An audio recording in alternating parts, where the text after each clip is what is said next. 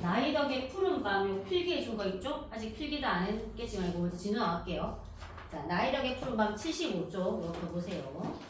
요거 푸른 밤 끝내고 이제 한 교과서도 끝나고 이제 모의고사 오늘 하고 다 못하면 다음 주에 하고 학교 프린트도 또 가야 됩니다.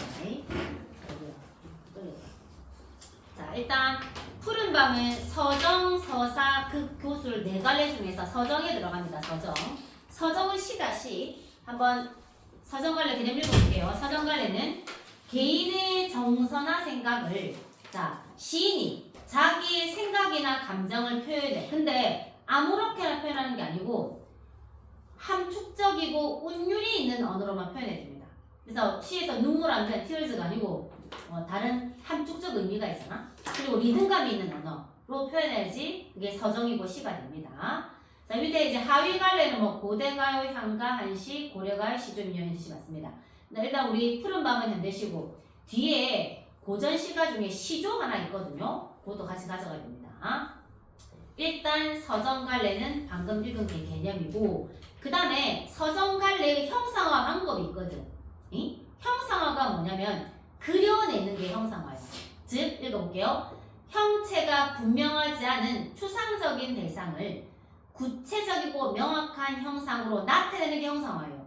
자, 아까 위에 서정갈래 개념이 뭐냐면 개인의 정서와 생각을 드러내. 근데 개인의 정서와 생각은 추상적인 거거든. 내가 기쁘다 즐겁다라는 건 추상적이고 형체가 분명하지 않아. 그거를 구체적인 형상으로 드러내는 게 형상화인 거죠. 그래서 문학 작품에서는 작가가 작품의 주제를 드러내기 위해서 시의 주제는 화자의 정서 태도가 주제거든. 이 정서 태도를 드러내기 위해서 구체적으로 그려내는 게 형상화입니다.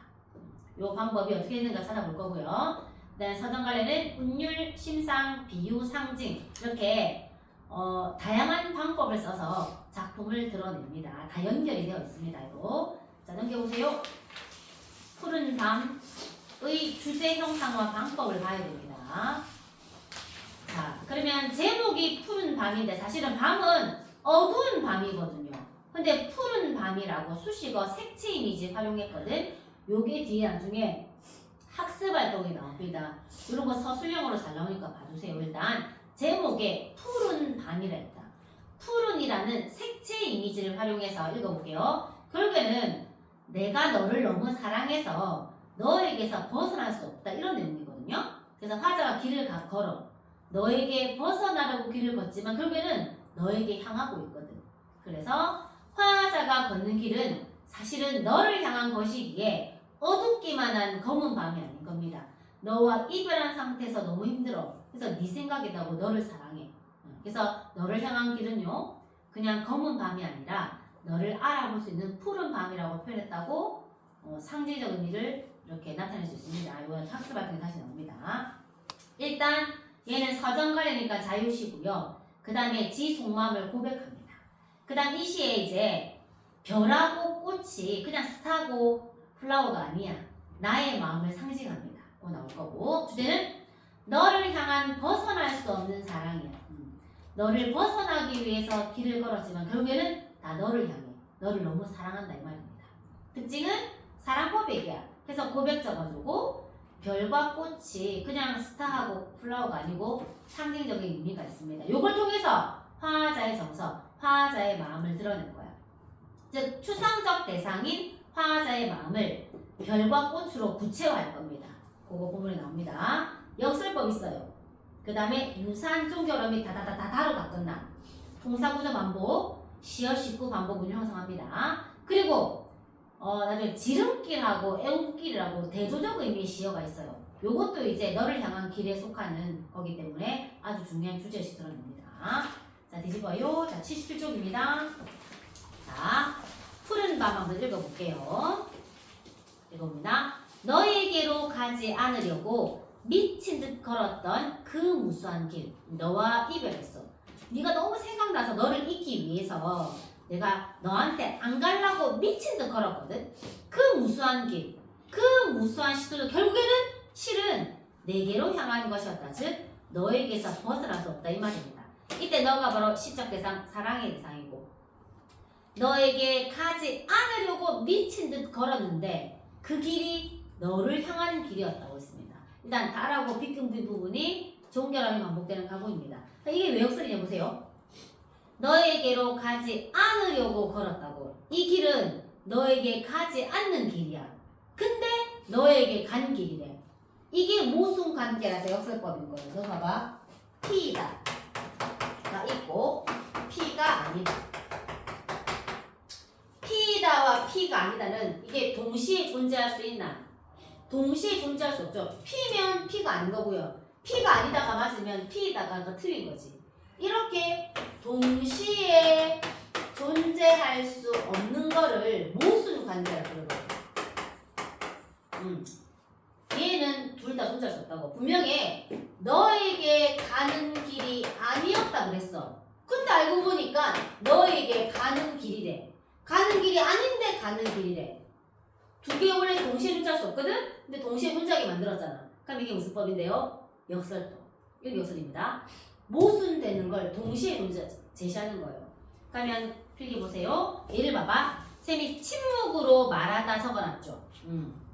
침묵은 말 안 하는 거야. 말하다는 말하는 거잖아. 원래 동시에 존재할 수 없는 모순 관계를 나타냈어. 이게 무슨 법이라고요? 역설법이에요. 요걸 통해 말하고 싶은 거 오른쪽 주신 겁니다. 너에게 벗어나려 했는데 그게 너에게 가는 길이었다. 즉 너를 향한 사랑이 벗어날 수 없는 뭐다? 운명적 사랑임을 강조하기 위해서 역설법을 쓴 겁니다. 그래서 이 역설법으로 시를 형상화하고 있단 말이야. 그러니까 시에 사용되는 모든 표현법들, 모든 운율들, 심상 싹 다 주제를 형상화한 거라고. 그래서 왜 형상화했는지 물어봐. 그러니까 역설법을 이용해서 운명적인 사랑을 형상화했다는 거지. 이걸 다 이유를 다 될 줄 알아야 돼요. 역설법을 쓴 이유는 너를 향한 사랑이 운명적인 거를 드러내기 위해서 역설법을 썼다고 말할 수 있어야 됩니다. 일단 1년에서 결국 나는 너에게서 벗어날 수 없습니다. 또 길을 갑니다. 까마득한 밤길이야. 혼자 걸어가요. 네가 없어 힘들어. 그래도 나는 너를 생각하거든. 자, 까마득한 밤길 혼자 걸어갈 때에도 너가 없어도 내 응시에 날아간 별은 나는 너 옆에 있지 않아. 근데 나의 시선으로 날아간 별은 네 머리 위에서 반짝거리고 너를 보고 있을 거야. 이때 별과 꽃이 바로 오른쪽 필기 너에 대한 나의 마음을 상징해요. 자, 너에 대한 나의 마음은 눈에 보이게 안 보이게? 안 보이면 추상적 대상이야? 구체적 대상이야? 추상이야. 너에 대한 나의 마음 눈에 안 보이니까 구체적인 대상인 별과 꽃으로 시각화, 형상화했다고. 이걸 뭐라냐면 상징이란다고요. 너가 우리 숙제를 보면 매화 해놓고 필기에 지조와 절개를 상징한다고 필기해놓거든. 매화라는 꽃은 플라워가 아니고 원래 말하고 싶은 건 지조와 절개, 변치 않는 마음이야. 변치 않는 마음은 눈에 안 보이니까 눈에 보이는 매화로 구체화시키는 거지. 이런 게 상징이야. 또 우리가 비둘기는 뭘 상징한다 하면 평화를 상징한다 그래. 그러니까 원관념이 눈에 안 보여. 눈에 안 보이는 걸 표현하기 힘드니까 눈에 보이는 구체적인 물건을 이용하는 거예요. 그래서 너에 대한 나의 마음도 안 보이잖아. 그러니까 눈에 보이는 별과 꽃을 이용하는 겁니다. 자, 이제 필기돼서 잠을 수 있다. 괜찮아요? 자, 다시 해볼게요. 까마득한 밤길을 혼자 걸어갈 때에도 너가 없어. 네 옆에 내가 없거든. 그래도 내 응시에 날아간 별은 나의 마음은 네 머리 위에서 반짝반짝일 거야. 항상 결국은 너에게로 가는 길이었어. 내 한숨과 입김의 꽃들은 내가 왜 한숨 쉬고 후 하고 하냐면 너와의 이별 때문에 슬펐어. 한숨과 입김의 꽃들은요 다 너한테로 가서 몸을 기울여 흔들었을 거야. 별과 꽃들이란 너에 대한 나의 마음은 싹 다 네한테 이미 가 있다고요. 그래서 이 부분을 꼭 기억하셔야 됩니다. 추상적 대상의 구체화, 추상적 대상의 시각화 거의 100% 나온다 보면 됩니다. 시험에요. 그래서 이제 네가 없어도 항상 마음은 너를 향하고 있다는 겁니다. 그 다음 3년이요. 사랑에서 치욕으로 다시 치욕에서 사랑으로. 사랑으로 인해 격동하는 그렇지. 막 미워했다가 좋아했다가 이렇게 사랑하다 보면 여러 가지 감정을 가지게 되거든요. 이때 표현법에 봐봐.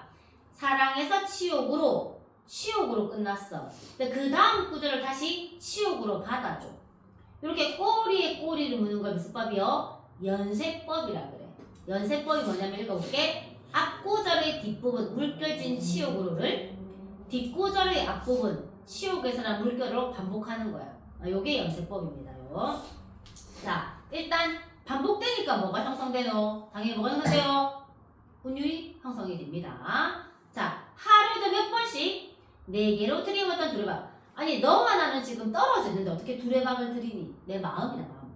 너에게로 가는 나의 마음이야. 역시 또 나의 마음을 두레박으로 상징화시켰습니다. 구체화시켰습니다.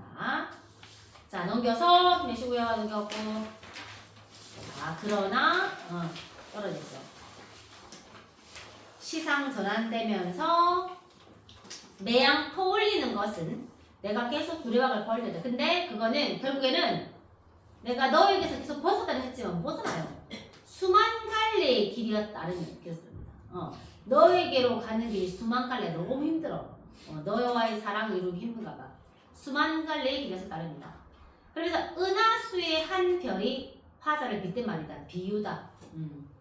은하수의 한 별이 내가, 또 하나의 별이 너를 찾아가는, 내가 너를 찾아가는 그 수만의 길, 너에게로 가는 길을 나는 걷고 있다고 생각합니다.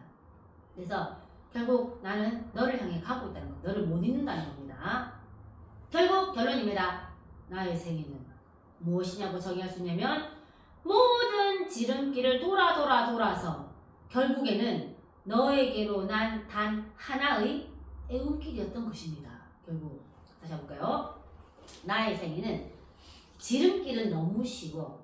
그럼 지름길로 너한테가 얼마나 쉽겠어요? 근데 지름길을 돌아야지 너에게 갈 수 있어. 나의 생애는 모든 쉬운 길인 지름길을 돌아가서 내게로 난 단 하나의 애움길이 나의 생이다. 너한테로 가는 게 내 생이라는 겁니다. 그래서 지름길은 질러가는 쉬운 길이야. 애움길은 돌아가는 길이에요. 서로 대조죠. 너에게로 가는 길은 지름길이 아니야. 애움길이야. 하나의 애움길. 너는 하나밖에 없다. 너는 너는 절대적이라는 거야. 쉬운 지름길이 아니라 어려운 애움길로 가야 돼. 그래서 지름길과 애움길이라는 대조적 의미의 시를 통해 말하고 싶은 건 첫 번째, 너를 향한 사랑이 쉽지 않아요. 쉬운 지름길을 돌아가야 되니까. 두 번째는 하나의 애움길. 모든 지름길은 많아. 지름길은 많지만 너에게는 애움길은 하나밖에 없어. 너밖에 없다. 절대적인 거지. 두 번째는 화자에게 너는 운명적 절대적 사랑의 대상이라는 거지. 결국에는 내 생애는 다 너야. 너. 내 생애는 너를 향한 애움길이야. 너만이 나에게 절대적인 사랑이야. 라고 끝을 내는 겁니다. 그래서 너를 향한 나의 사랑을 노래하십니다. 자, 이렇게 넘겨가지고요. 학습활동 성질령에서 나온다 보면 됩니다. 특히 개정하고 처음이니까 나온다 보면 돼요. 그래서 일단 80쪽에서 일단 항상 이제 마지막에 빈칸 가리고 한번 정리 한번 해봐야 되고 2번 봐요. 2번. 이 시의 구성요소와 맥락을 중심으로 시를 감상한다. 자, 서정갈래의 특성 항상 형성함 한번 물어본다고요. 서정갈래의 특성 형성법. 자, 일단 운율. 자, 일단 운율 보면요. 첫 번째 내복한 거셔 다다다다다다.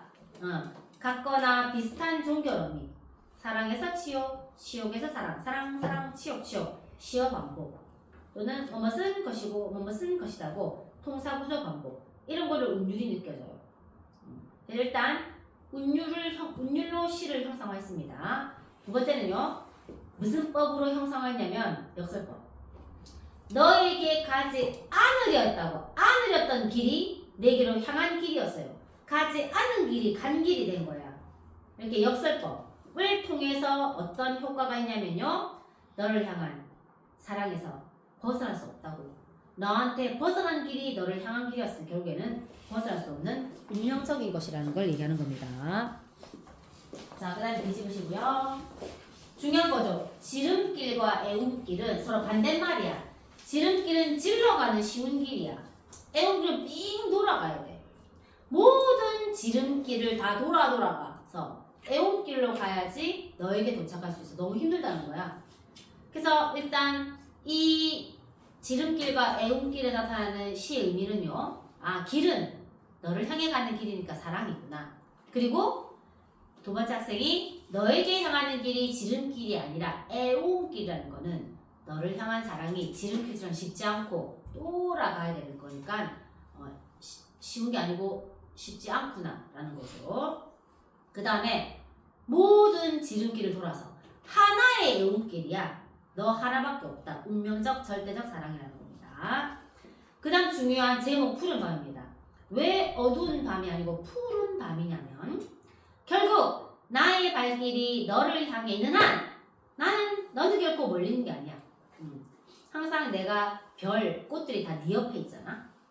나의 시선과 한숨과 입김 속에 너는 이미 있어.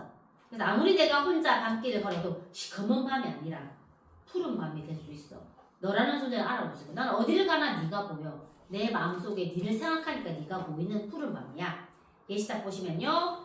화자가 걷는 길이 너를 향한 것이었기에 혼자 걷는 밤길이 어둡기만 한 검은 밤이 아니라 너를 알아볼 수 있는 푸른 밤이라고 표현했다고 이제 이유를 적어줘야 됩니다.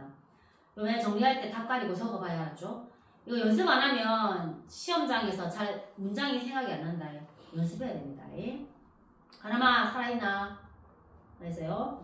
그 다음에 이 시 주제를 형상화한 방법 물어본다고. 다른 길잡이에서 주제를 형상화한 거 자꾸 말했거든. 일단 주제 볼게요. 주제는 결국 너를 향한 벗어날 수 없는 사랑이 주제야.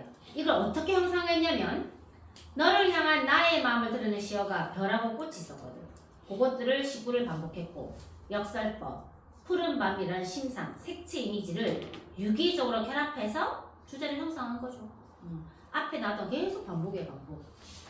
그러면 봐봐. 그러면 이제 이게 같이 나오는 거지.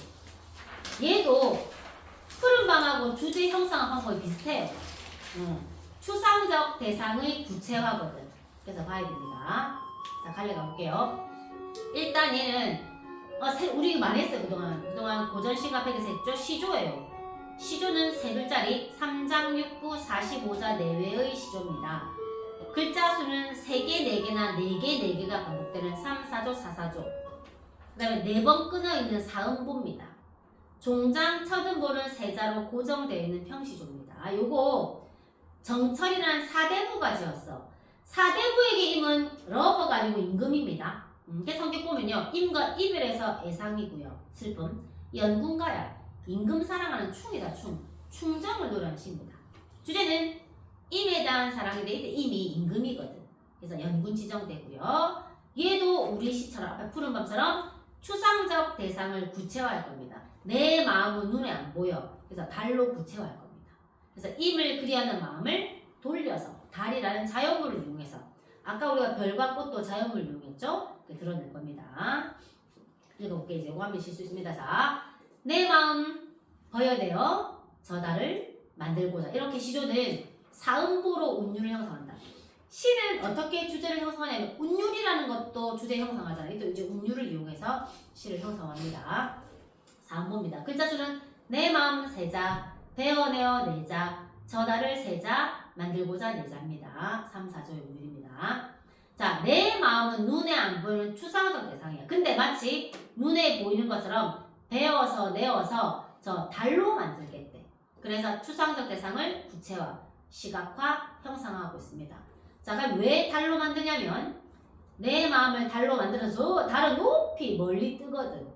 그래서 구말리 장천 높은 하늘에 임과 달이 높이 떠야지 멀리 보이거든.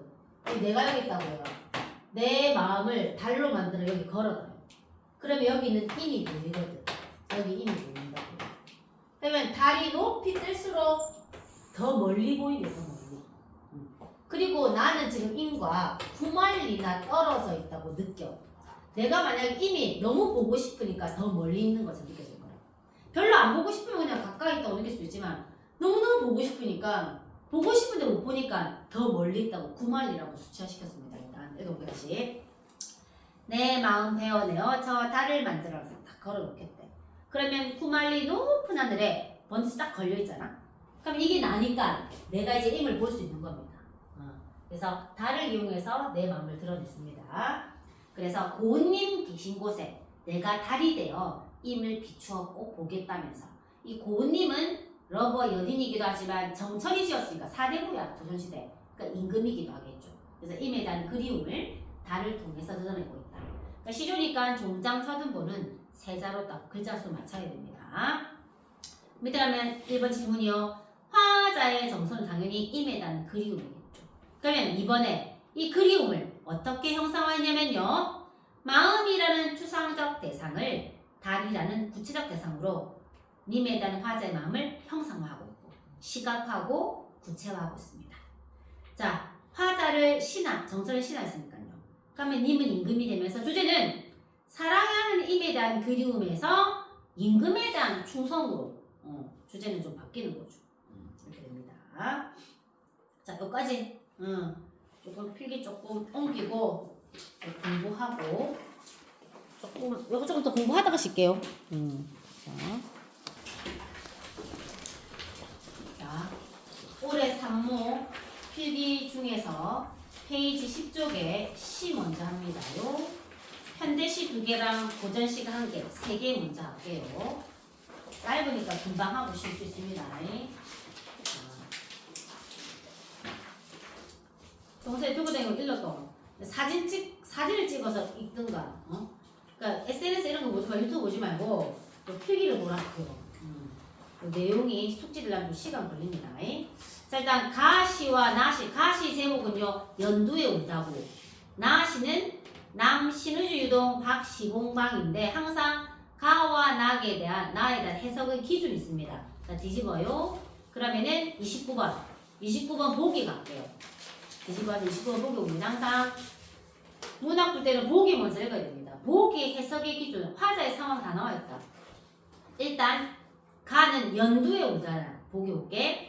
가의 화자는 연두에 온다의 화자는요 투병으로 생기를 잃었어. 부정적 상황입니다.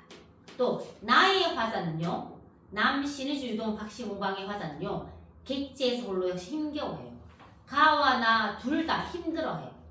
이때 가와 나의 화자는 유사한 정서적 변화를 경험할 거거든요. 즉 가나 둘 다 마이너스였어. 근데 플러스로 바뀝니다.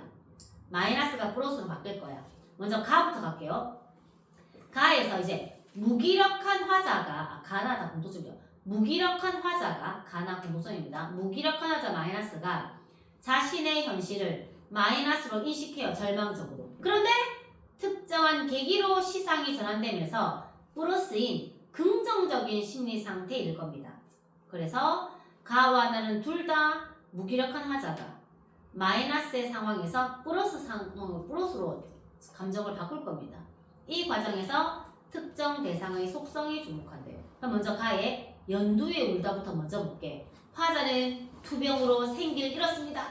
절망적 인식인데 긍정으로 바꿀 거예요. 자, 뒤집어요. 가로 갑니다. 자, 제목은 연두에 울다. 화자 아팠어. 힘들어. 그래서 화자는요. 나는 떨리는 손으로 풀 죽은 김밥을 입에 쑤셔. 일단 먹어야 사니까 떨리는 손으로 아파. 풀 죽은 김밥을 입에 쑤셔 넣고 있는 동안. 즉 오른쪽 필기 항상 보기랑 연결 매칭해야 됩니다. 투병으로 생기 잃은 무기력한 화자이면 그냥 쑤셔 넣고 있어. 맛도 몰라. 생기가 없다고요 지금. 이때 기차는 화자는 기차를 타고 이동하고 있습니다. 언제? 여름에. 기차는 공간적 배경이고요. 여름은 계절적 배경입니다. 내가 타고 있는 기차는 여름 들판을 내 눈에 밀어넣고 있습니다. 즉 나는 기차를 탔고 여름 들판이 눈에 보인다는 겁니다. 이때 이제 가에서 공간, 항상 공간 시간을 잘 봐야 됩니다. 나중에 27번 문제화되어 있거든요. 기차는 화자에게 내적 갈등을 경험하게 합니다. 기차에서 내적 갈등을 경험하게 될 겁니다. 나는 떨리는 손으로 풀 죽은 김밥을 입에 쑤셔넣고는 지나는 동안에 기차는 나를 여름 들판을 내 눈에 밀어넣습니다. 나는 기차 타고 여름 들판을 보고 있습니다. 여름이야. 이때 여름 기차 밖의 풍경입니다. 연두빛 벼들이 눈동자를 막 찔러댑니다. 연두빛 벼들입니다. 연두 색깔. 바로 초록 색깔, 생명의 색깔이다.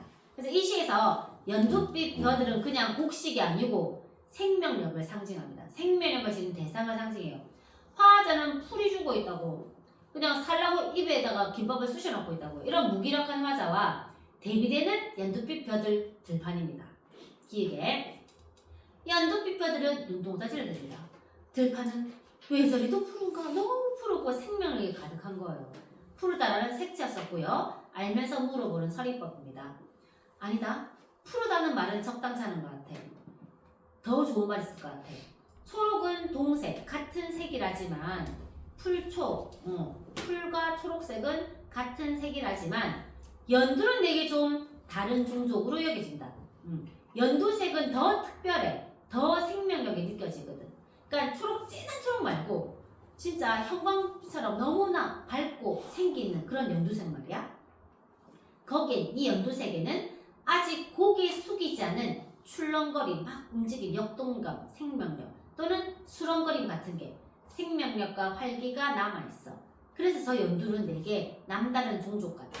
나와는 반대되는 생명력과 활기 대상입니다. 저 순연한 벼포기들, 온전한 벼포기들, 명사용으로 시행을 마무리하네요. 근데 나시는 아닙니다. 가시에만 일부 명사로 시행을 마무리합니다. 나중에 26번 문제 풀 때요.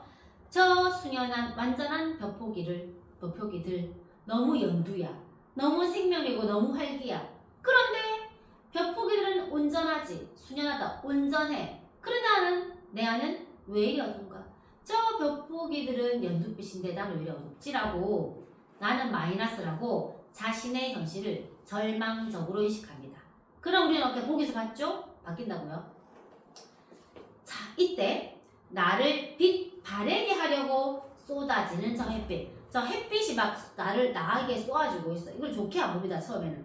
햇빛은 나를 빛 바래게 하라고.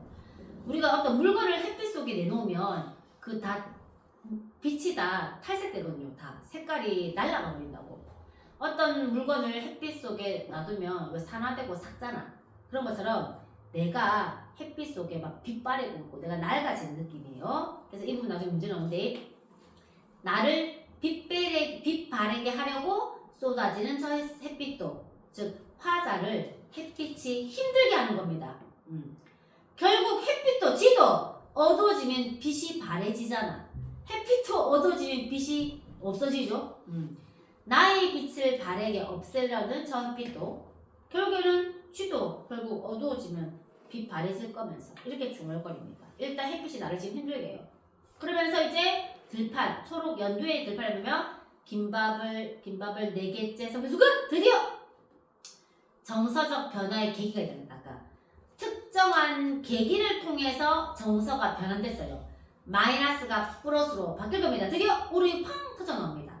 울음이 터져 나왔다. 이 울음 때문에 정서적 변화가의 계기가 됩니다. 그것은 마치 어떤 울음 같냐면 감정이 몸에 돌기 위한 최소 조건이라 생각한 울음이에요.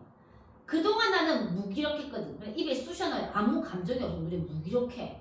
근데 이 울음이 드디어 내 감정을 피를 돌게 한 거야.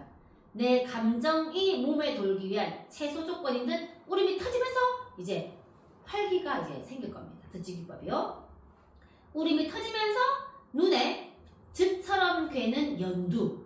눈에 즙처럼 괴는데 울음이 갠다는 거야. 근데 그 울음을 연두로 봤다. 물은 식물에게 물이 쌓여 식물이 자라죠. 이 눈물이 꼭 마이너스만은 아니야. 생명력의 속성과 비슷한 거예요. 그래서 내 눈에 즙처럼 괴는 울음은 연두랑 똑같아. 생명력이라는 거지. 그래, 저 빛 연두색이죠. 저 연두에 나도 두고 온 게 있지. 근데 나도 생명이라는 게 있지. 라고 드디어 생명력 회복에 대한 화자가 이제 바람을 하면서 맞다. 나도 원래 생명력이 있는 존재라서 깨닫게 되는 거죠. 그러면 이 깨달은 상태에서 기사는 여름 들판 사이로 오후를 달린다고 마무리하면서 여운을 줍니다. 결국에는 주제는요. 자연의 생명력, 연두로 대표되는 자연의 생명을 통해서 나도 회복 의지를 다짐하면서 시가 끝납니다. 그래서 이 문제 풀 때 오른쪽에 선택지 꼼꼼하게 다 봐야 돼. 어차피 이거 내용 선택지 변형시킬 거다 선생님이. 꼼꼼하게 다 보세요. 그 다음 나갑니다. 얘도 무기력해. 화자인 내가 무기력해. 근데 무언가를 계기로 플러스로 바뀔 거예요. 얘는 아까 보기에서 봤는데 객지에서 방랑한다고 이미 보기에서 봤습니다. 그럼 제목을 잠깐 봐줄게요. 자, 오른쪽 위로 가보세요. 제목 한번 읽어볼게. 남신의주 유동, 박시봉. 그 다음에 방. 자, 이게 남신의주 유동이, 이거 쫓아볼래? 남신의주 유동 쫓아와봐. 적어라. 주소잖아, 주소. 남신의주 유동 제목에 있는 거 펼치고요. 제목에 남신의주 유동 펼쳤나요? 제목이 여기 맨 끝에 있어요. 남신의주 유동. 유동까지만 쫓아와봐. 유동. 자, 주소잖아, 주소. 박시봉 씨의 주소다. 박시봉 돼 있지? 박시봉이 목수다, 목수. 목수라지 맞나? 박시봉에 적어라, 목수. 화자는 목수가 아니에요. 박시봉 씨는요, 내가 새들어 사는 집주인 이름이 박시봉 씨고 목수입니다. 그러니까 내가 이 방 필기 보세요. 편지 발신인의 주소 뒤에 방이라는 걸 붙이거든. 내가 남신의주 유동에 사는 박시봉 씨 집에서 붙인 편지라 이 말이에요. 이게 지금 편지 형식으로 되어 있습니다. 편지이기 때문에 내 속마음이 고백되어 있단 말이야. 편지 쓸 때 이제 사일리는 내 내면을 적거든요. 그래서 이 방이라는 단어 때문에 지금은 아니지만 옛날에는 편지 쓸 때 편지 봉투에다가 주소 뒤에 방을 붙였거든요. 내가 박시봉 씨 집에 새들어 살아요. 고향을 떠나서. 자, 나갑니다. 돈 갑니다. 힘내시고요. 나는 어느새 나라고 하자 드러나 있네요. 아내도 없고 또 아내와 같이 사는 집도 없어지고 가족과 다 멀리 떨어졌어요. 다 없어. 아내도 없고 집도 없고 가족과 멀리 떨어져서 어느 바람 센 쓸쓸한 거리 끝을 헤매게 되었습니다. 어느 사이에요. 여기까지가 다 이별했어. 가족 공동체가 다 해체돼서 가족과 이별했고 고향을 떠나서 객지에서 방랑하고 있는 상황입니다. 아까 보기에서 객지에서 방랑한다고 얘기해줬습니다.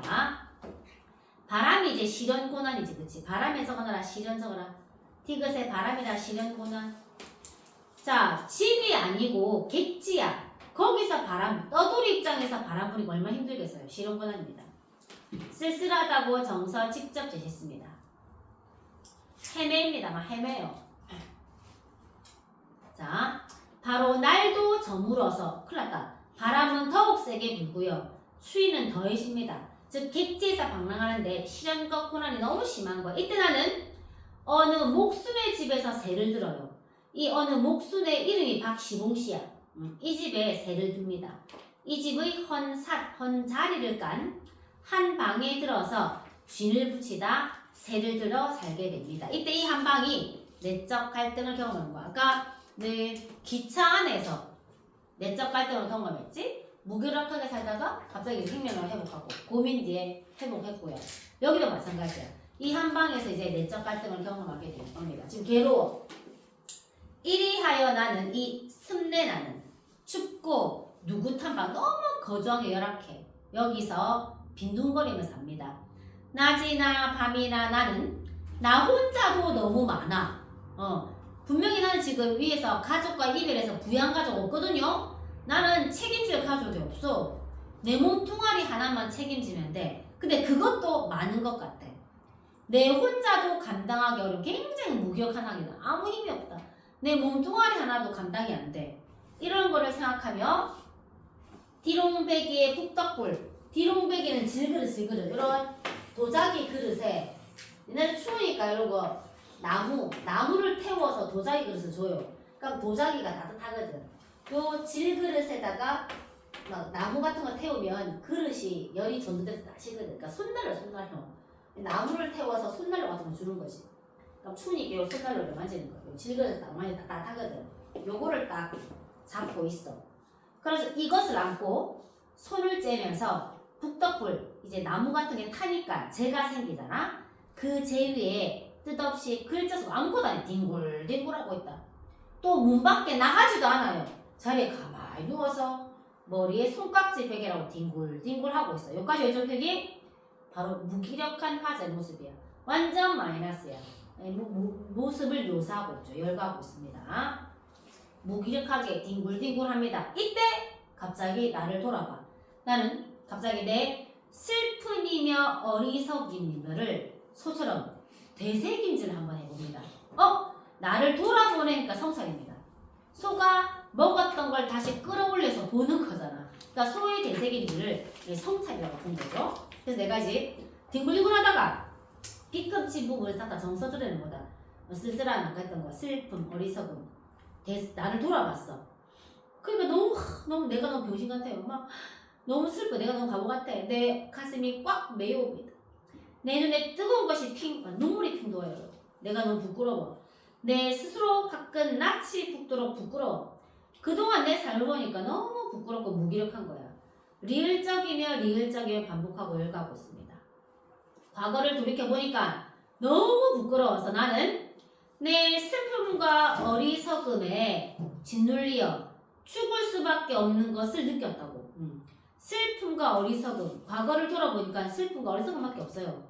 완전 화자는 이 슬픔과 어리석음이라고 과거를 절망적으로 인식하고 내적 갈등이 치고집니다. 나 너무 괴로워, 난 너무 바보 같아 라고 끝나면 마이너스 끝나지. 그러나 하고 갑자기 시상을 바꿉니다. 그래야 갑자기 나는 태도를 바꿀 거야.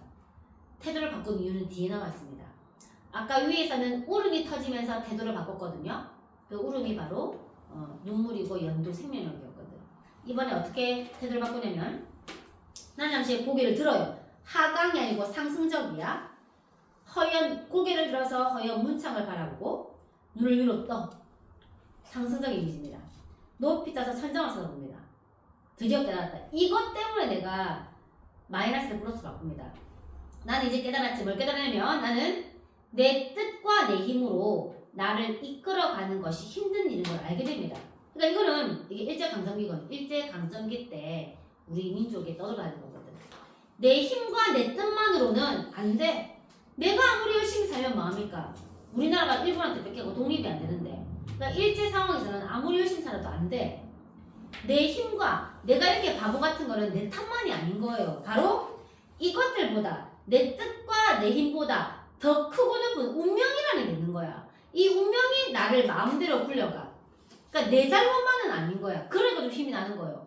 나는 완전 쓰레기 같고, 나는 엉망이고, 나 완전 루저였거든. 근데 이게 나만의 문제가 아니야. 이 운명이 나를 그렇게 만든 거를 깨닫게 된 거야. 오히려 운명론적 가치관이 얘를 더 살게 하거든. 모든 건 운명이야라고 받아들이니까 더 살만해요. 내가 이렇게 무기력한 건 내 힘과 의지가 모자라서 그런 게 아니라 이 운명이라는 것이 나를 이렇게 끌고 가는 걸 생각하는 거야. 이게 바로 정서적 변화의 계기가 됩니다. 운명에 대한 인식이요. 위로 갑니다. 그래서 이렇게 해서 이제 알게 됐지. 내가 쓰레기라서 이렇게 사는 게 아니고 운명이라는 것 때문에 이렇게 사는 거예요. 무기력하게. 이렇게 하여 여러 날이 지나는 동안에 드디어 이제 좀 진정이 돼. 내 어지러운 마음에는 내가 그동안 쓰레기라고 나를 디스했잖아. 슬픔과 한탄이고 이런 게 가라앉을 것은 가라앉았어. 점차. 나는 왜 이렇게 쓰레기야? 라고 하다가 이건 내 탓이 아니야. 운명이라는 것 때문이구나 라고 이제 운명에 대한 인식 후에 드디어 마음의 평정, 마음이 진정이 된 거야. 정화가 됐어요. 이제.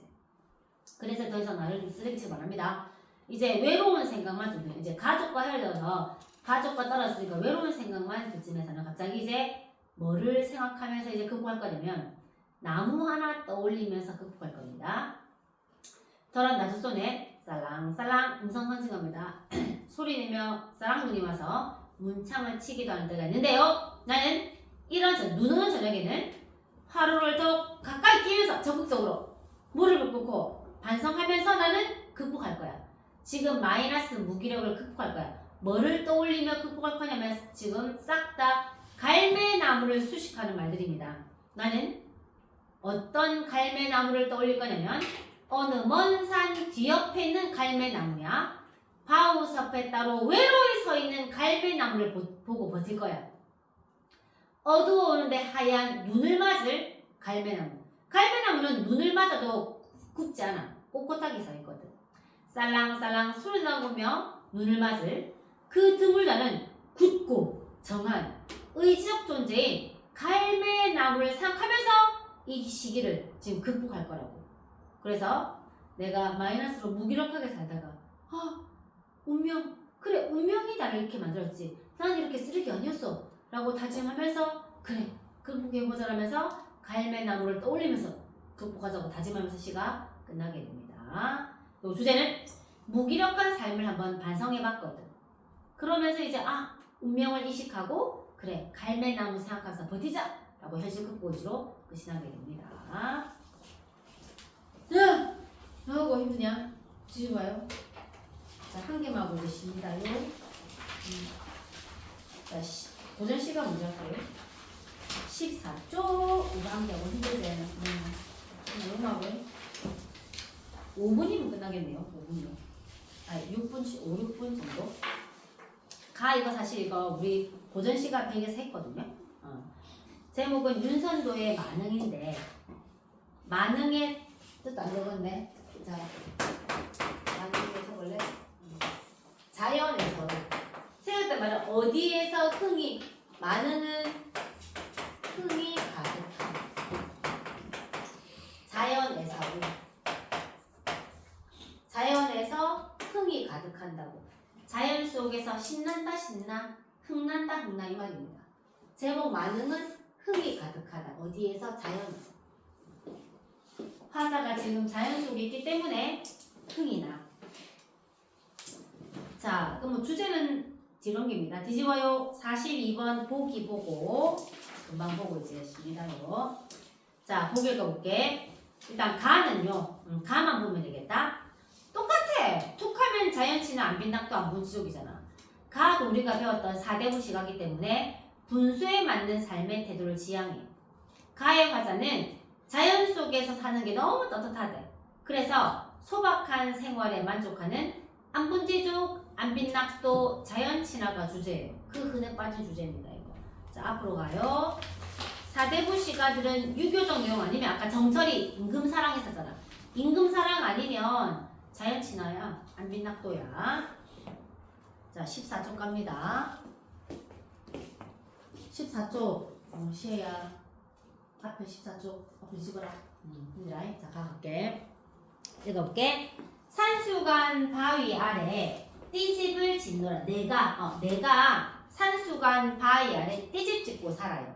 산수는 자연이나요. 바위도 자연. 그러니까 자연 속에서 띠집은 초가집입니다. 윤선도는 4대부인데 4대부가 초가집에 사니까 소박한 삶의 태도지. 그럼 안빈, 낙도, 안분, 지족 바로 나왔어요. 일단 내가 산수간 바위 자연 속에서 초가집을 짓고 사니까는 그거를 잘 모르는 남들은 속세의 사람들은 나를 비웃습니다. 초라하다고. 그렇지만 나는 그렇게 생각 안 해요. 어리고 향함의 뜻에는 어리고는 어리석고 향함은 시골 늙은이다. 어리고 향함은 시골의 어리석은 늙은이인 바로 자기 자신이다. 자기 자신을 어리석다고 늙은이라고 겸손을 표현한 겁니다.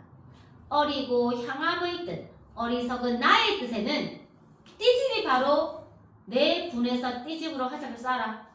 내 분에서 띠집으로 화살표 쏘세요. 띠집이 내 분수라고요.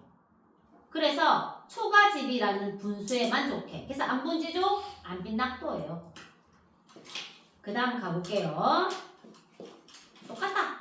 보리밥 풋나물 4대부인데 보리밥 풋나물 먹어. 그러면 화려하고 소박하죠.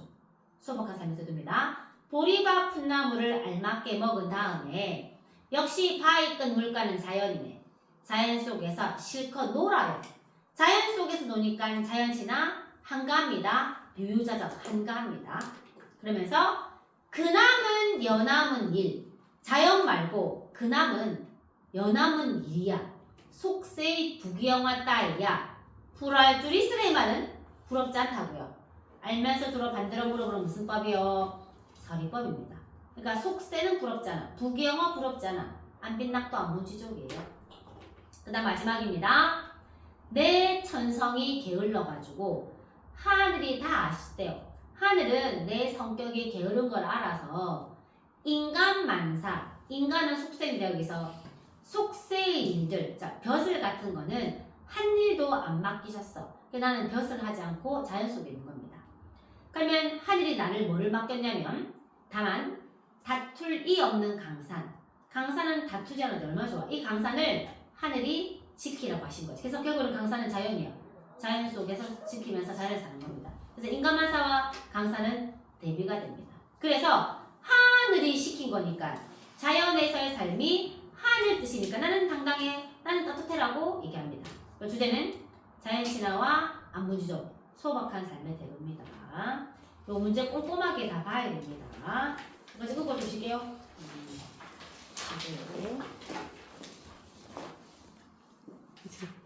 자, 자, 산모 독서합니다. 독서 6쪽이요. 자, 기존 한번 더 드려야겠네요. 자, 6쪽에는 지금 가는 철학 지문이고 나는 경제 지문입니다. 자, 가와 나가 엮여 있다는 건 공통점 차이점 때문에 엮여 있는 건데 가는 철학이고 나는 경제라는 게 다른 점. 그럼 공통점은 뭐냐면 둘 다 인간의 이기심, 이득을 극대화하는 것에 대한 공통점이야. 이익을 극대화하는 걸 철학적 측면에서 받고 가는, 이익을 극대화하는 걸 나는 경제적 측면에서 받거든요. 자, 그럼 갑니다. 공리주의가 뭐냐면요. 1문 해볼게요. 공리주의는 공리의 실천을 통한 최대 행복의 원리를 중시해요. 최대로 행복할 때 공리주의가 실현된 거지. 그러면 공리가 뭐냐면 이익과 효용이 공리야. 이익과 효용은 같은 말이고 그게 곧 공리, 세 개가 같은 말입니다. 공리란 이익과 효용을 뜻하는 것으로 공리주의에서 행복이라는 건 공리를 극대화하는 거고, 즉 이익을 극대화하는 게 행복이에요. 즉 고통을 피해, 고통은 이익이 아니까 피해야 돼요. 그리고 쾌락은 이익이니까 추구해야 돼. 그래서 쾌락을 극대화하고 이익을 극대화하는 게 행복입니다. 그리고 착한 사람이 많으면 행복한 게 아니에요. 그 사회에 이익이 많고 쾌락이 극대화될 때 행복한 겁니다. 근데 행복 중에 최대 행복입니다.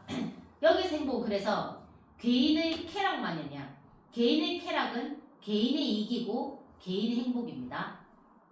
개인의 이익만으로는 최대 행복이 안 와요. 아까 공리주의의 핵심 원리는 동그라미가 최대 행복이랬단 말이야. 그럼 개인 혼자만의 쾌락과 혼자만의 이익으로는 최대 행복이 될 수 없어요. 우리 모두의 행복이어야지 최대 행복이다. 공리주의는요. 즉 개인의 쾌락만이 아니라 개인의 행위와 관련된 사회 구성원의 쾌락도 사회 구성원의 이익과 행복을 다 고려하는 게 최대 행복이고 공리주의입니다. 그래서 최대 행복이 되려면 개인의 이익이 아니라 사회 모두의 이익이 다 극대화되면 최대 행복이 되는 거죠. 두 가지 왼쪽에 내용 정해 보세요. 공리주의의 핵심 원리는 최대 행복이야. 행복은 이익이고 쾌락이야. 이익과 쾌락이 최고로 많을 때 행복하다는 게 공리주의예요. 그럼 최대가 되려면 개인 혼자는 안 돼요. 개인과 사회 모두의 이익, 모두의 쾌락이 극대화될 때 그게 공리주의가 말하는 행복입니다. 그러니까 사회 전체가 다 이득이어야 돼요. 이때 자, 밀 이전의 공리주의와 밀의 공리주의 두 개로 나뉩니다. 세모와 네모로 나뉘어볼게요. 계열별로 기억해야 됩니다. 밀 이전의 공리주의는 좀 비판을 많이 받았다. 일단 밀 이전의 공리주의부터 갑니다. 밀 이전의 공리주의는요. 모든 쾌락, 모든 이익, 모든 행복은 측정이 가능하대. 이 모든 쾌락과 이익은 양이라서 측정이 가능하고 그 원천에 상관없이 육체적 쾌락이든 정신적 쾌락이든 다 똑같아. 질은 다 똑같대요. 육체적 쾌락, 정신적 쾌락 다 질적으로 똑같대. 단지 양에서만 차이가 나는 밀 이전은 양적 쾌락주의 입장을 취한다고요. 쾌락이 많으면 행복한 게 공리주의거든요. 양적으로 쾌락이 많으면 행복하다. 이게 밀 이전의 공리주의예요. 즉 그렇게 따지면 동물적 욕망에서 비롯하는 감각적 육체적 쾌락, 육체적 쾌락이 있고요. 인간의 고등 정신 능력인 지성, 도덕, 감성, 상상력이라는 정신적 쾌락이 있거든. 육체적 쾌락, 동물적인 육체적 쾌락과 인간 고도의 정신적 쾌락이 본질적으로 동일하다는 게 양적 쾌락주의야. 양만 차이가 있지 질이 다 똑같아. 육체적 쾌락, 정신적 쾌락 다 똑같대요. 그런데 이 양적 쾌락주의를 따르면 사실은 육체적 쾌락은 엄청 쉽거든. 획득하기가. 이에 따르면 상대적으로 쉽게 쾌락을 향유할 수 있는 동물은 육체적 쾌락밖에 모르거든. 동물이 가장 행복하네. 바로 먹고 싶은 거 먹고 자고 싶은 거 자면 엄청 행복하잖아. 근데 사람은 먹고 싶은 거 먹고 자고 싶을 때 잔다고 행복한 게 아니잖아요. 다른 정신적으로 추구했을 때 행복하잖아. 또 아니 만약에 양적 쾌락, 밀 이전에 양적 쾌락주의를 따른다면 그러면 동물이 가장 행복하겠네. 그렇게 되기 때문에 자 비판 두 개를 말해요. 첫 번째는 천박한 돼지의 철학이라는 비판을 받습니다. 양적 공리주의는 공리는 쾌락이요. 쾌락의 양만 많으면 행복한 거야. 그럼 그 동물 돼지의 철학이라고 비판을 받는 거죠. 또한 최대 행복 추구가 공리주의야. 행복을 최대로 추구하는 게 공리주의거든. 근데 최대 왜 보면 최대가 되려면 개인의 행복과 사회의 행복이 다 합해져야지 최대가 된단 말이야. 근데 사실 인간은 이기적이거든. 내 것만 추구한다고. 근데 우리 모두의 행복을 추구하겠어요? 그래서 최대 행복 추구라는 목적과 인간의 개인의 이기심이라는 본성이 충돌하니까 결국 내만 잘 살려고 노력하기 때문에 결국 최대 행복은 실현 가능성이 떨어진다는, 아예 공리주의가 실현될 수가 없다는, 공리주의의 원래 목적은 최대 행복인데 사람들이 이기기 때문에 최대 행복을 만들지 않아. 나만 행복을 하지. 이런 비판도 있습니다. 이 두 개의 비판이에요. 양적 공리주의니까는 양적 쾌락주의니까 이 천박한 돼지 철학. 그 다음에 인간의 이기심 때문에 최대 행복이 안 돼. 내만 행복하려 하지. 그래서 실현 가능성이 떨어진다는 비판. 두 개의 비판. 이 두 개의 비판을 밀은 해결합니다. 자, 밀은요. 밀 이전에는 이렇게 공격받았는데, 비판받았는데 밀은 공리주의에 대해 제기된 이 문제점, 천박한 돼지 철학이 바로 양적 공리주의였어. 그리고 아이고 인간의 이기심 때문에 최대 안 돼. 실현 가능성 떨어져. 그 비판을 해결합니다. 밀이 해결할 거예요. 그러면서 이제 공리주의론이 더 발전됩니다. 그럼 두 개의 비판을 어떻게 해결하냐면요. 일단 왼쪽 필기 정리된 거 한번 읽어볼게요. 자, 밀 이전은 양적 쾌락주의 입장이었어. 그러니까 양만 차이가 있지. 육체 쾌락이든 정신 쾌락이든 양만 차이지 질이 똑같대요. 그러니까는 자연스럽게 육체 쾌락이 얻기 쉽거든. 그러니까는 쾌락을 막 추구하면 육체를 많이 추구하게 되니까 천박한 데이처라고 비판받지. 그리고 개인은 이기적인데 어떻게 최대 행복이 되겠어? 내만 행복하려 하지. 그러니까는 공리 자체가 최대 다수가 행복해지는 게 불가능하다고 비판받지. 이거를 미리 차례대로 해결할 겁니다. 3문 나갑니다. 밀은 쾌락은 뭘 아니야. 양적 쾌락 아니야. 질적 차이가 있다고 보는 질적 쾌락주의를 추구해요. 인간은 질적 쾌락을 추구하기 때문에 천박한 돼지 철학이라는 비판에서 벗어납니다. 그에 의하면요. 감각적 육체적 쾌락은 쾌락이 이기고 행복이죠. 그거는 저급 쾌락이고 정치적 쾌락은 고급 쾌락이야. 물론 육체적 쾌락을 아예 부정하는 건 아닌데 우리가 고급 쾌락을 추구하거든. 그러니까 천박한 돼지 철학이 아니에요. 고급 쾌락은 저급 쾌락보다 더 바람직하고 더 가치 있는 우월성을 지니지. 동물과 달리 인간은요. 고급 쾌락을 추구해. 그러니까 천박한 돼지 철학이 아니야.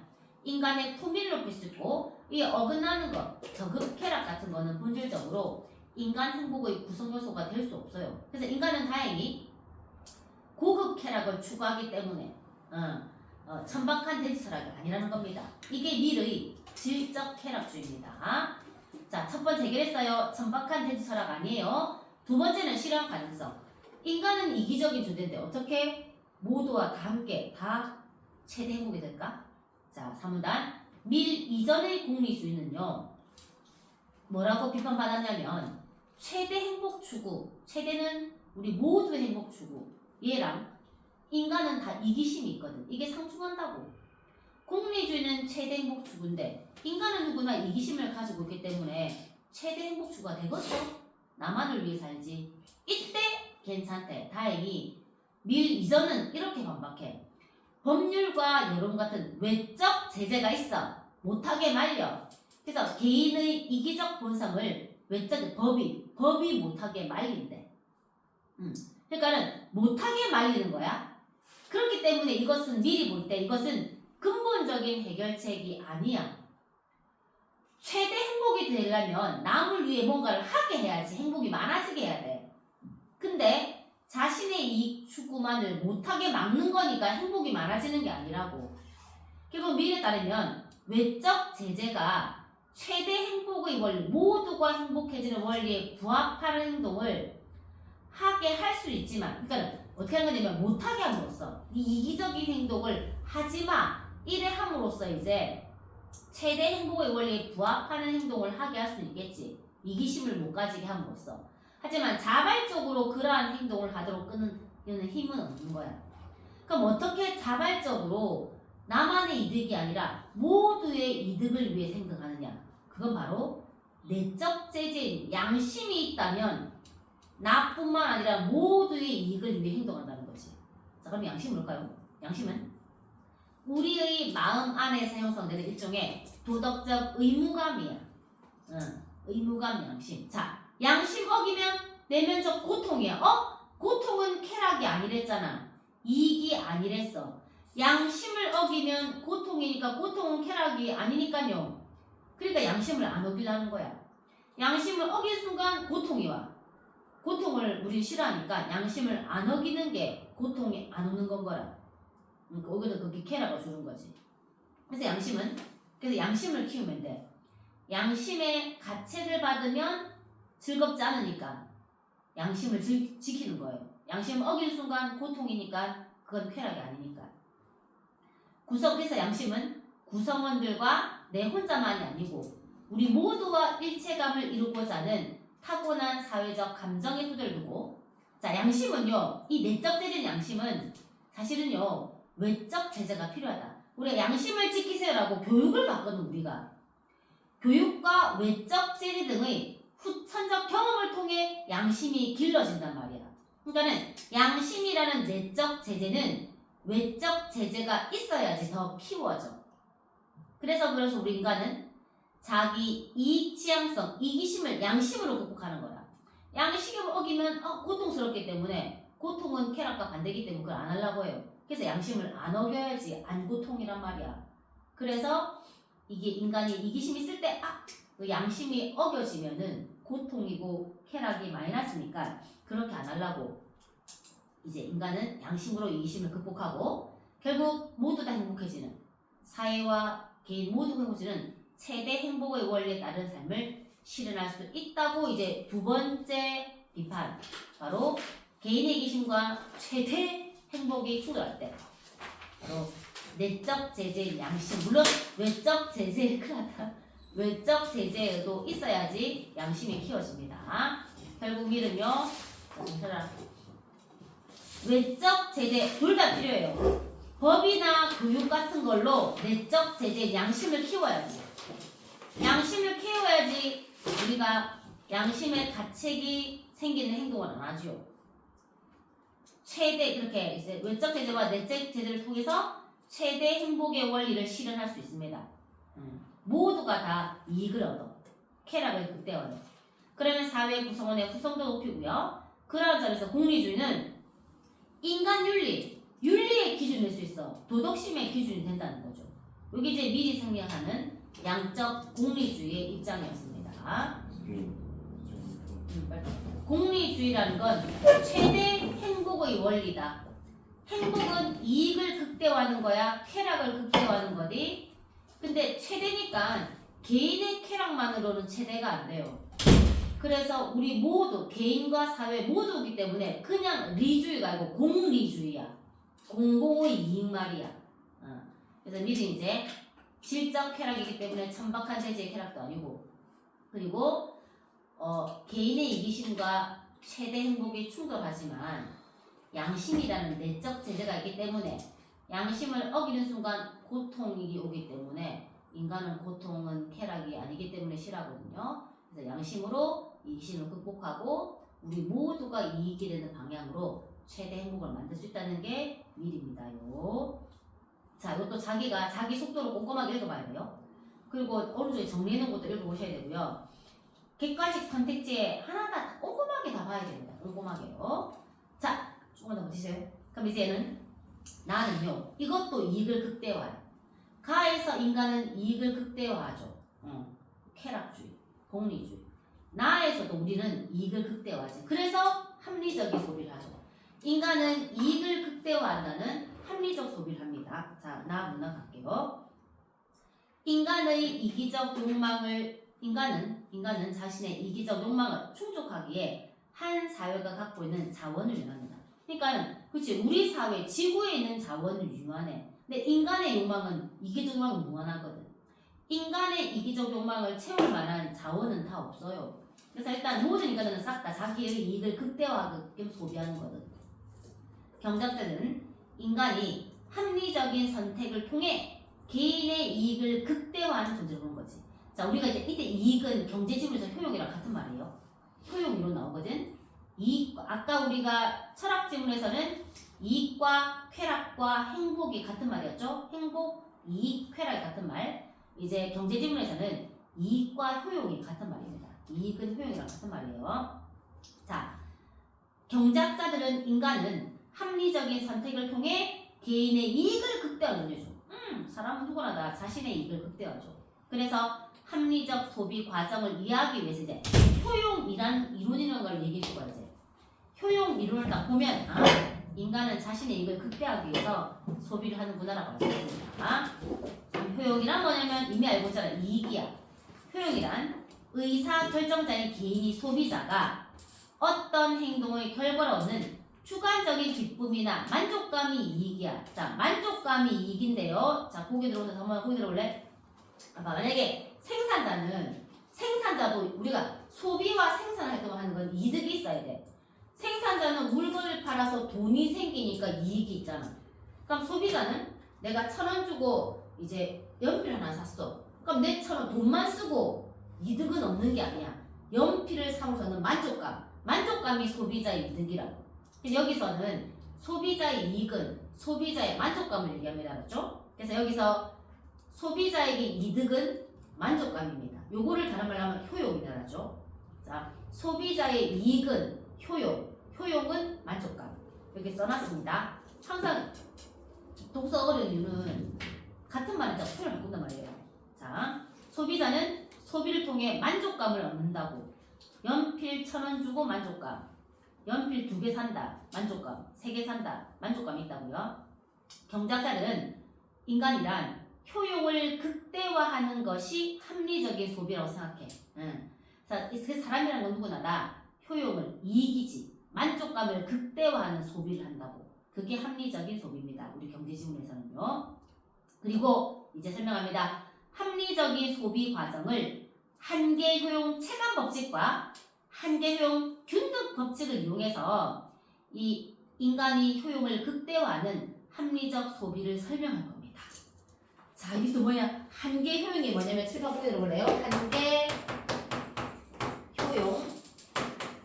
효용은 이익이야. 소비자의 효용은 소비자의 만족감을 얘기해요. 우리가 연필 1,000원짜리 한 개를 샀어. 그럼 내가 만족감이 10입니다. 요게 효용이야. 내가 너무 연필 사고 싶어서 저 연필을 1,000원 주고 샀어. 그럼 10이라는 효용이 생겼거든. 이때가 요 한 개 빼고 그냥 효용이야. 연필 샀을 때 10이라는 효용을 얻어서 만족감을 수치로 나타내는 겁니다. 이때 한 개는 추가. 한 개 더 샀을 때의 만족감을 한계 효용이라 그래. 그러면 연필 한 개 샀을 때의 만족감이 10이야. 연필 그러면 2개 해볼게. 한 개만 더 해볼게. 2개 샀을 때의 만족감이 무슨 효용이라고? 한계 효용이야. 기본 한 개 샀을 때의 만족감은 그냥 효용. 추가 샀을 때가 결국에는 한계 효용은 추가 만족감이거든. 근데 사람은 있잖아. 내가 이 연필을 살라고 막 용돈을 열심히 모았어. 드디어 샀어. 그럼 만족감이 너무 큰 거야. 근데 연필을 2개 사고 3개 사고 4개 사고 5개 사면서 만족감이 10, 20, 30, 40이 점점 커질까요? 아니죠. 지겨워 이제. 내가 사고 싶은 거 하나 샀기 때문에 연필을 사면 살수록 소비의 개수를 늘리면 늘릴수록 만족감, 추가 만족감은 소비가 늘수록 올라가게 떨어져요. 반비례. 이게 당연한 거지. 물건이 많으면 지겹잖아요. 이게 당연히 깔려야 된다. 이게 한계효용 체감의 법칙이야. 물건은 많아져. 그러나 효용, 만족감은 떨어진다고. 추가 만족감은 떨어진다. 한계 효용 떨어진다. 한계가 추가, 효용은 만족감입니다. 자, 그럼 다시 가볼게요. 앞으로도 한계 많이 나오거든. 한계는 추가. 자, 한계 효용이 뭐냐면 추가 만족감. 한 개 샀을 때 만족감 말고 한 개 더 추가했을 때. 2개 추가, 3개 추가, 4개 추가했을 때 만족감이죠. 한계효용이란 재화에 대한 소비를 한 단위씩 늘릴 때 추가로 되는 위에 갑니다. 효용 만족감이에요. 인간은요 실증 잘 내요.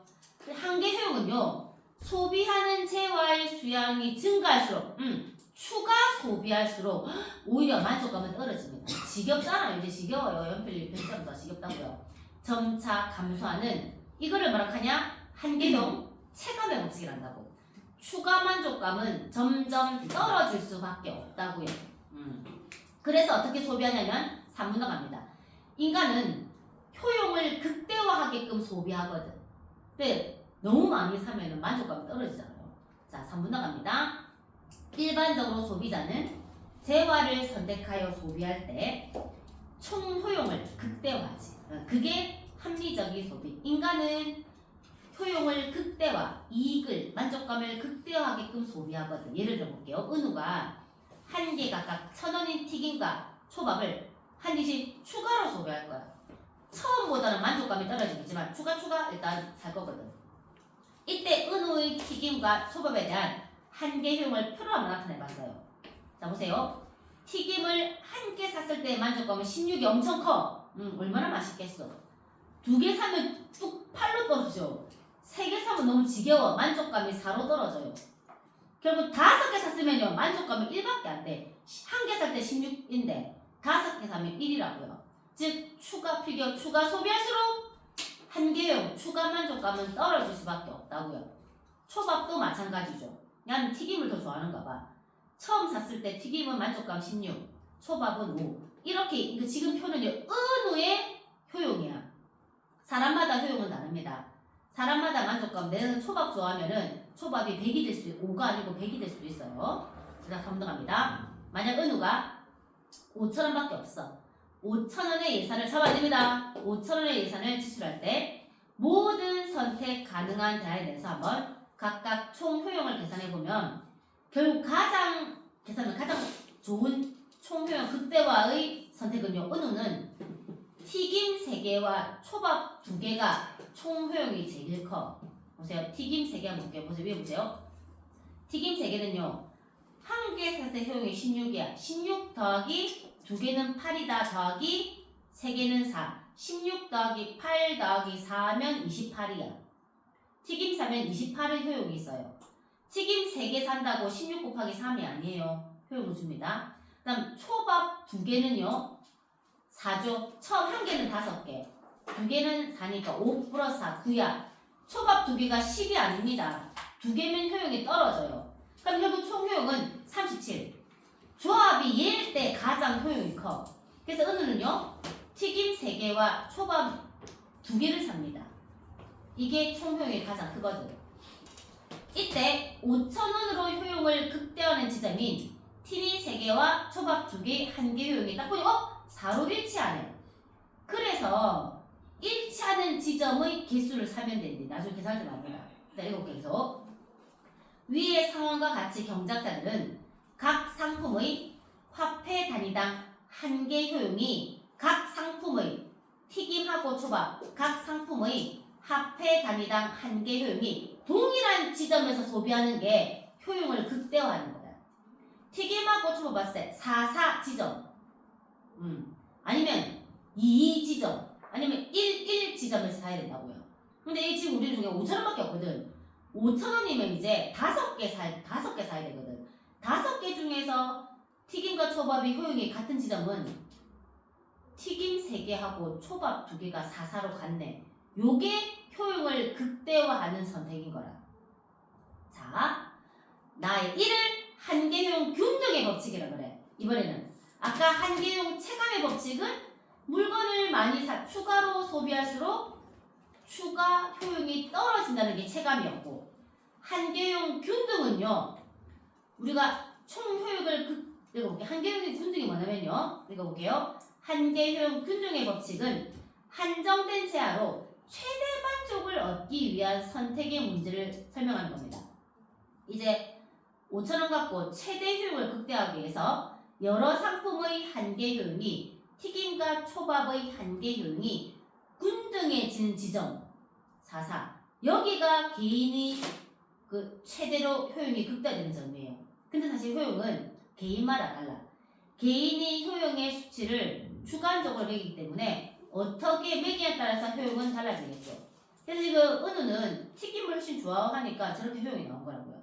그래서 튀김과 초밥을 샀을 때 총 효용이 극대화되는 기수는 은우와 달라질 수도 있습니다. 여기까지 맞나요? 자, 끊어볼게요. 잠깐 봐봐. 자, 지금 이게 뭐냐면 지금 효용, 이게 지금 뭐냐, 효용 이론. 문제없죠? 효용 이론은 합리적 소비야. 합리적 소비가 뭐냐면 자신의 이익을 극대화하는 소비가 합리적이라는 게 효용 이론이거든요. 이때 이익이라는 건 소비자의 이익을 효용이라 그래요. 만족감을 극대화하는 소비를 당연히 내가 만족이 제일 큰 게 합리적인 거지. 이런 효용 이론에는 한계 효용, 체감의 법칙과 한계 효용, 균 등의 법칙이 있어요. 자, 한계 효용은 추가 같은 말이다. 추가 만족감이야. 추가 만족감을 얻으려면 추가로 소비해야지. 그래서 연필 한 개를 샀을 때, 한 개를 소비했을 때 효용이 10이다. 그럼 그냥 일단 한 개 소비했을 때 효용은 10. 근데 2개 소비했다. 그러면 만족감이 이제 8이라고 봅시다. 그럼 이때 8이 추가 만족감이니까 이게 한계 효용입니다. 근데 사람은요 금방 실증이 돼. 추가로 소비할수록 소비는 늘수록 효용은 효용은 떨어지는 거지. 그게 별거 아니에요. 한계용 체감의 법칙이에요. 그러니까 많이 산다고 무조건 만족감이 커지는 게 아니라고요. 그게 한계용 체감 법칙.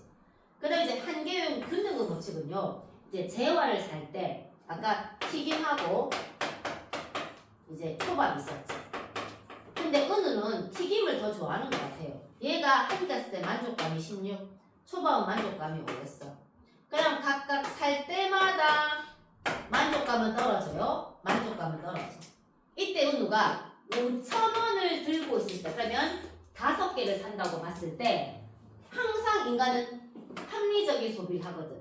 자신의 만족감을 극대화하는 합리적인 소비를 한다고. 이때 합리적 소비를 할 때 어떻게 하면 합리적이냐면 각 재화당 이 효용이 같은 지점의 선택을 하면 돼. 요 4사가 같네? 그럼 튀김이 3개, 초밥이 2개일 때 요게 같은 지점. 그래서 튀김 3개, 초밥 2개가 되거든. 요게 같을 때 효용이 최대가 돼. 그게 한계 효용 같으니까 균등의 법칙입니다. 요렇게 이제 사람이 선택하는 거죠. 이게 다 합리적 소비야.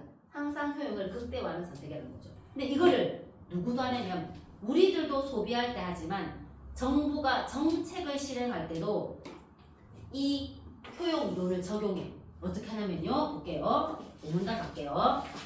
정부가 이것도 이용합니다. 보세요. 재화를 합리적으로 보세요. 우리 인간은 이기적이야. 그래서 효용인 이익을 극대화하는 게 합리적 소비야. 그런 효용 이론은 정부의 정책 결정에도 합리적 근거를 제공하기도 합니다. 자, 한번 볼게요. 한계 효용 체감의 법칙을 따르면요. 자, 저소득층이 가난한 사람들이 추가로 얻는 소득 10,000원의 효용. 내가 월급을 10만 원 받아. 근데 10,000원 더 추가로 벌었어. 그럼 추가 만족감이 있겠지. 그럼 10만 원 버는데 10,000원 벌었으면 엄청 만족감이 클 것 같네요. 가능하니까 추가 10,000원은 엄청 큰 거야, 만족감이. 저소득층이 추가적으로 얻는 소득 10,000원의 효용은 고소득층이 추가로 얻는 소득 10,000원 효용보다 훨씬 더 큰 효용이겠지. 가난한 사람의 10,000원은 엄청 크지만 부자는 10,000원이 그냥 10원 밖에 으로 만족감이 안 오는 거예요. 저소득층은 10,000원을 추가로 얻으면 10,000원의 효용이 있다면 고소득층은요 10,000원을 추가로 얻으면 10원의 만족감밖에 안 준다고요. 이걸 이용하는 거야. 그래서 이때 고소득층의 소득이 만원, 고소득층의 만원은 효용이 만족감이 떨어지는 만원이야. 고소득의 만원은 10원에 해당해. 그래서 그 10원을 서금으로 걷는 거예요. 그래서 저소득층에게 그 만원을 배분하는 거지. 그렇게 되면 사회 전체적으로 고소득층의 효용 감소분은 어떠냐면 똑같은 만원이라도 고소득층의 만원 효용은요 10원밖에 안 되거든. 내가 고소득층의 만원을 빼앗다고 정부에서 그 감소분보다 저소득층의 효용 증가분이 훨씬 크거든. 그럼 사회 전체적으로 효용이 더 증가하는 거지. 똑같은 금액을 뺐지만 고소득층은 이걸 작게 내고 근데 저소득층은 엄청 크게 엮이거든. 그러니까 사회 전체적으로 이득이 커진 거야. 그게 결국 공리주랑 비슷해요. 결국에는 사회 전체 이득이 커진 거라고.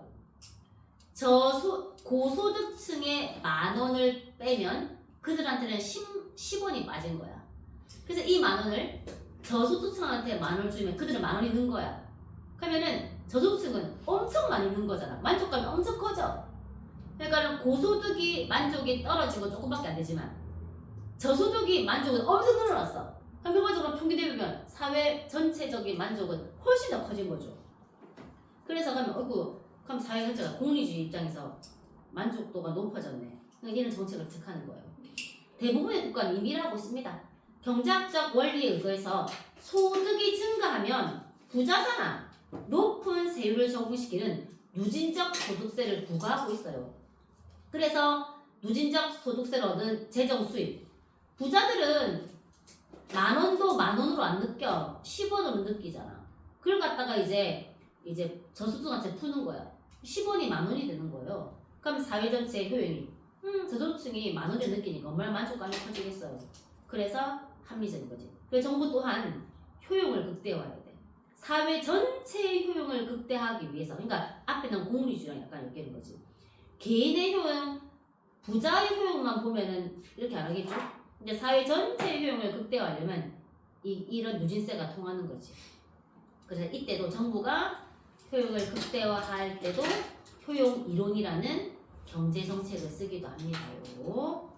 자, 여기까지 갈까요? 그래서 이거를 지금 다시 자기 속도로 꼼꼼하게 읽고 기억하면서 읽고 문제 다 봐야 됩니다.